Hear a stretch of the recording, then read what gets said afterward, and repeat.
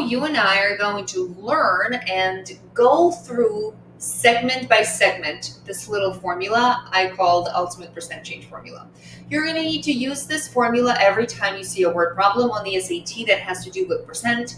And many of you may know how to intuitively deal with these problems, but using this formula guarantees your success. So let's go through it. There are 3 components, and you need to be clear about each component of this formula, because sometimes you may need to use this formula 2 to even 3 times sometimes in some of the more difficult SAT math problems. So let's go through it. We begin with the original value, then you multiply that original value by 1 plus or minus. I like to think of this as x, and x is the decimal of your percent change. So for example, if you are increasing something by 37%, you're going to change your formula into original value, original number, times 1 plus 0.37, and this is how you're going to get your final number. If you are decreasing something by 37%, instead of plus, you're going to see minus 37.37. Similarly, if you are increasing something by 200%, you're not going to multiply by 2, but rather you're going to multiply by 1 plus 2, because 2 is a decimal representation of increasing something by 200%. So essentially, you're going to be multiplying that original number by 3. Many of you may be asking, Katya, what's that 1? Why is 1 there?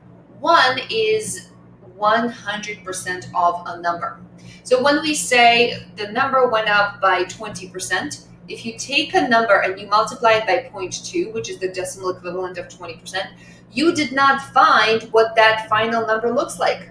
What you found is you found only 20% of that number. So for that reason, you need that 1, and multiplying something by 1 is basically stating that you are still dealing with 100% of the number. And one last thing, insanely important for you guys to know, this 0.1 of a percent does not mean that this is 0.1.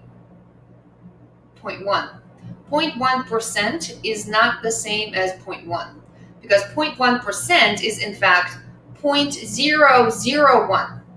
Don't forget that if you have the sign of percent, that means we didn't get rid of percent yet. So be very careful there. Now let me give you an actual example that many of you can relate to. Let's say your initial number was your initial SAT score. Let's say your initial SAT score was 1200. And now your current SAT score is 1450. So your original number is 1200. Your final number is 1450. How can you find your percent increase? Many of you know about this formula that says difference. Just move my face. Difference over original number times 100%. That's what's going to give you a percentage. But then when we start to get more complicated, this formula doesn't really give you a lot of information. So instead, what I want us to do is I want us to calculate what is that X, what is that percent change? Because the number went up, we could happily assume that what ended up happening is 1 plus X. So now think about this. We have 1200 times 1, as I'm writing X, 1 plus X is equal to 1450. How can you isolate 1 plus X? How about dividing by 1200 on both sides? So 1 plus X is equal to 1450 divided by 1200. I'm going to grab my best friend calculator. and I get 1.2083. Now, what is my x? By how many percent did my score go up?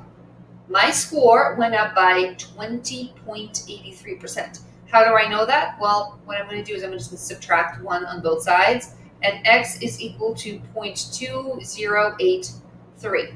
And remember that x is your percent change in decimals. And now you need to change it back from decimals to percent, which means you're going to take that decimal point, you're going to move that over, and that's going to be 20.83%. Hope this helped you guys understand this percent change formula. On the SAT, they're going to give you 2 out of the 3 components. And sometimes you're going to think about, for example, this is year 2019, this is year 2020. That this is the beginning of 2020, and now at the end of the 2020, your final number then becomes the initial number. So that's why I want you to be very careful. And not always will you be looking for the percent change. Sometimes you're going to be given the final number and the percent change, then you need to find the initial number. Sometimes you're going to be given the original number and you're going to be given the percent change, and then you need to find the final number. So become very familiar with this formula back and forth, and let's do a simple problem that involves percent change.